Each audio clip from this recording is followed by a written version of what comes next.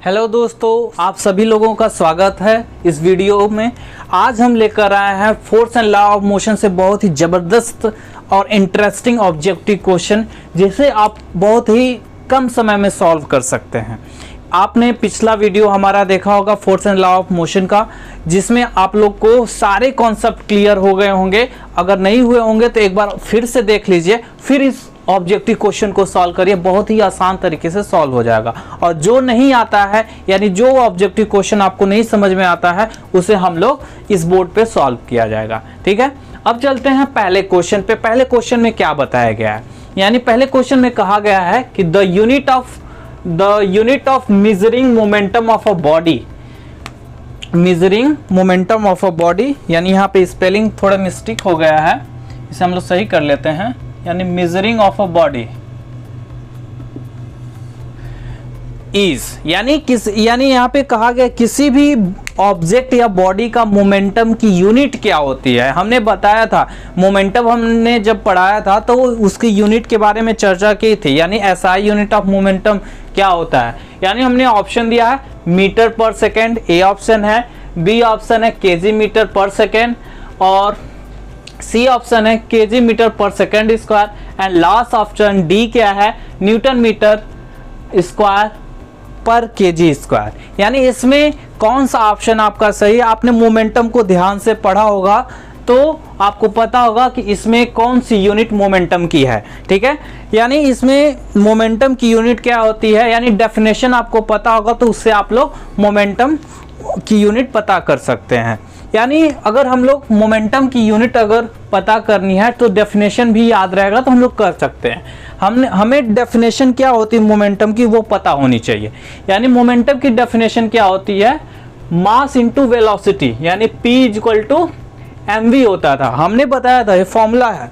और यहाँ से हमने P की अगर यूनिट निकालनी है तो मास की यूनिट होती है kg और वेलोसिटी की यूनिट क्या होती है, मीटर पर सेकेंड। यानी यहाँ पे हमें मोमेंटम क्या मिल गया, केजी मीटर पर सेकेंड। इसमें कौन सा ऑप्शन हम लोग का सही है, ऑप्शन बी। ऑप्शन बी आपका क्या है, केजी मीटर पर सेकेंड, जो मोमेंटम की यूनिट है। अब चलते हैं अगले क्वेश्चन में। अगले क्वेश्चन में क्या कहा गया है, अगले क्वेश्चन में बताइए, देखिए दोस्तों, यानी a boy of mass 50 kg, यानी एक लड़का जिसका मास है 50 kg standing on the ground, यानी वो जमीन पे खड़ा है और जमीन पे exert a force of 500 Newton, यानी वो जमीन पे 500 न्यूटन फोर्स लगा रहा है। तो the force exerted by the ground on the boy will be, यानी जमीन द्वारा बॉय पे कितना फोर्स लगाया जाएगा ये आपको बताना है। यानी ऑप्शन हमने दिया है, ऑप्शन ए क्या है 50 न्यूटन, बी क्या है 25,000 न्यूटन यानी 25,000 newton, C option 10 newton, and D option is 500 newton. हमने ध्यान से आपको पढ़ाया था Newton's third law of motion के बारे में। Newton's third law of motion क्या होता है, एक्शन रिएक्शन लॉ भी उसे कहते हैं हम लोग। उसमें हमने बताया था कि there is a equal and opposite reaction, यानी कोई भी एक्शन का, यानी किसी भी ऑब्जेक्ट पे जो फोर्स लगाते हैं उतना ही फोर्स दूसरे ऑब्जेक्ट भी अपोजिट डायरेक्शन में लगाता है। यानी यहाँ पे देखिए, एक बॉय ऑब्जेक्ट हो गया और दूसरा ऑब्जेक्ट क्या हो गया, ग्राउंड हो गया। तो अब इस दो ऑब्जेक्ट आपको मिल गए, बॉय और ग्राउंड। तो बॉय कितना फोर्स लगा रहा है, 500 न्यूटन, 500 न्यूटन लगा रहा है। तो उतना ही फोर्स अपोजिट डायरेक्शन में कौन लगाएगा, ग्राउंड लगाएगा। यानी इसमें ऑप्शन कौन सा सही होगा, ऑप्शन डी। ऑप्शन डी आपका सही हो जाएगा, 500 न्यूटन। यानी जितना फोर्स बॉय लगा रहा है ग्राउंड पे, ग्राउंड भी क्या होगा, बॉय पे 500 न्यूटन का ही फोर्स लगाएगा, वो भी अपोजिट डायरेक्शन में। ठीक है, क्लियर हो गया आपको। अब चलते हैं नेक्स्ट क्वेश्चन पे। नेक्स्ट क्वेश्चन बहुत ही आसान है, यानी the acceleration produce by a force of 5 Newton acting on a mass of 20 kg is, यानी कह रहा है किसी ऑब्जेक्ट पे 5 न्यूटन का फोर्स लग रहा है, उस ऑब्जेक्ट का मास, यानी उस ऑब्जेक्ट की वैल्यू क्या है, मास की वैल्यू 20 kg है, और उसमें एक्सेलरेशन कितना प्रोड्यूस हो रहा है वही आपको बताना है।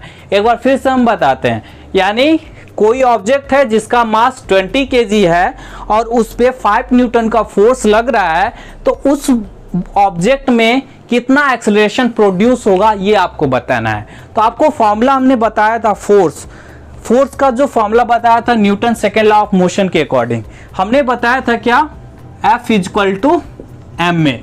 यहां से हमें A निकालना है तो A इक्वल टू क्या हो जाएगा भाई, F बाई एम हो जाएगा। अब A यहां से हम लोग निकाल सकते हैं, A इक्वल टू क्या हो जाएगा, F की वैल्यू क्या है 5 और M की वैल्यू क्या है 20 kg। अब यहां से हम लोग निकाल सकते हैं, सॉल्व किया जाए A इक्वल टू क्या आ जाएगा, A इक्वल टू सॉल्व किया जाए 5 1 जा 5, 5 4 जा 20, यानी 1/4 मीटर पर सेकेंड स्क्वायर। 1/4 को हम लोग फ्रैक्शन में न लिख के पॉइंट में लिखते हैं तो क्या आ जाएगा, A equal to 0.25 metre per second square. यानी इसमें ऑप्शन क्या सही है हम लोग का, option number C. Option number C क्या है, 0.25 मीटर पर सेकेंड स्क्वायर। यानी इस ऑब्जेक्ट का जिसका मास 20 kg है और उस पर फोर्स 5 न्यूटन लग रहा है तो उसमें एक्सेलरेशन जो प्रोड्यूस होगा 0.25 मीटर स्क्वायर का होगा। आपको ये क्वेश्चन बहुत ही आसान तरीके से क्लियर हो गया होगा क्योंकि हमने F equal to M A पढ़ा चुका है। आपको अगर फॉर्मूला अच्छे से तैयार कर लेंगे तो सारे क्वेश्चन आसानी से होते चले जाएंगे। ठीक है, अब चलते हैं अगले क्वेश्चन पे। अब देखते हैं दोस्तों अगला क्वेश्चन। अगले क्वेश्चन में क्या कहा गया है, अगले क्वेश्चन में बताया गया है कि a body of mass 1000 kg moving a speed of 10 metre per second reach the speed of 50 metre per second in 20 second, the force required to. यानी इस क्वेश्चन में क्या कहा गया, कोई ऑब्जेक्ट है जिसका मास 1000 kg है, वो 10 मीटर पर सेकेंड के स्पीड से चलते हुए 50 मीटर पर सेकेंड की स्पीड गेन करती है 20 सेकेंड में।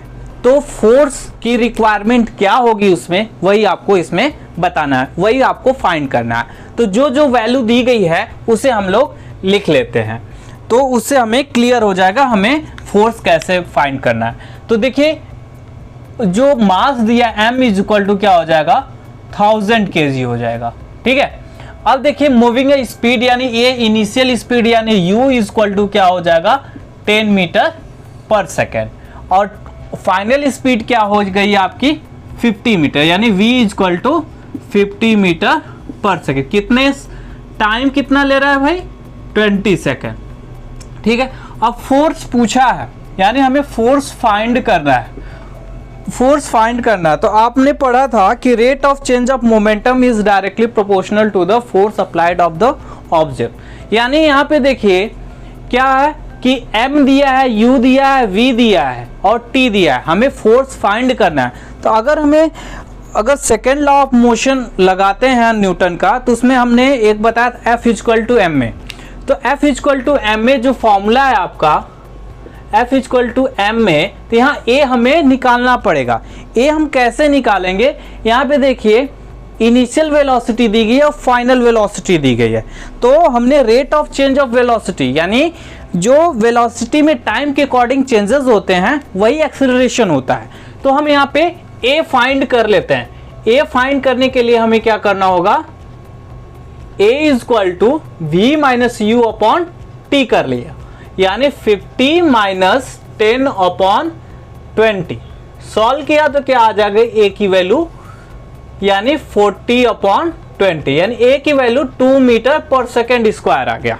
ठीक है, अब A हमें फाइंड हो गया तो F इक्वल टू हम M में पुटअप कर सकते हैं यानी F इक्वल टू M की वैल्यू क्या है 1000 और A की वैल्यू 2i है यानी 1000 में 2 का मल्टीप्लाई करोगे 2000 आ जाएगा। यानी फोर्स की यूनिट हमने बताया था केजी मीटर यानी kg metre per second square या न्यूटन, यानी न्यूटन भी हो सकता है और kg metre per second square. तो यहाँ पे क्या लिखा गया है 2000 newton A option, B option है 1500 न्यूटन और ये सी ऑप्शन आपका क्या है 1000 न्यूटन और डी ऑप्शन 500 न्यूटन। यानी हमारा जो आंसर है कैलकुलेट करने पे 2000 न्यूटन है यानी ऑप्शन हमारा ए सही है। ठीक है, आपको कैसे इसे सॉल्व करना है, आपको फॉर्मूला अगर अच्छे से तैयार हो जाएगा तो आप सारे क्वेश्चन को आसानी से लगा सकते हैं। ठीक है, अब चलते हैं अगले क्वेश्चन पे। अगला क्वेश्चन क्या है? थ्योरेटिकल है, यानी rocket works on the principle of conservation of, यानी जो रॉकेट होता है किसके प्रिंसिपल पर वर्क करता है? पहला ऑप्शन है मास, मोमेंटम, एनर्जी, वेलोसिटी, यानी कंजर्वेशन ऑफ, यानी रॉकेट किसके प्रिंसिपल पे वर्क करता है? यानी conservation of mass, conservation of momentum, conservation of energy या कंजर्वेशन ऑफ वेलोसिटी। हमने बताया था कि law of conservation of momentum में कि जो रॉकेट होता है वो law of conservation of momentum के प्रिंसिपल पे वर्क करता है, इसलिए ऑप्शन आपका बी क्या होगा? सही होगा। ठीक है, अब अगले क्वेश्चन पे बात करते हैं। अगले क्वेश्चन में क्या कहा गया है? अगले क्वेश्चन में बताया गया है कि the momentum of a man of mass 75 kg, एक व्यक्ति है जिसका मास 75 kg है, when he walks with velocity of 2 metre per second, यानी कोई व्यक्ति है जिसका मास 75 kg है और वो 2 मीटर पर सेकेंड के वेलोसिटी से वॉक कर रहा है, तो उसका मोमेंटम क्या होगा वो फाइंड करना। हमने मोमेंटम के बारे में आपको बताया था कि product of mass and velocity, यानी किसी भी ऑब्जेक्ट का मास और उसके वेलोसिटी का प्रोडक्ट यानी मल्टीप्लाई कर देते हैं तो हमें क्या मिलता है? मोमेंटम मिलता है। P इक्वल टू एम भी। ठीक है, अब यहाँ पे m क्या दिया गया, यानी जो व्यक्ति का मास है, यानी व्यक्ति का मास क्या 75 kg, वो हमने यहाँ पे पुटअप कर लिया, यानी यहाँ पे रख लिया। और वेलोसिटी कितनी दी गई है? वेलोसिटी 2 मीटर पर सेकेंड दी गई है, यानी 2 मीटर पर सेकेंड यानी इंटू 2 कर लिया। तो 75 में 2 का मल्टीप्लाई करते हैं तो क्या आता है?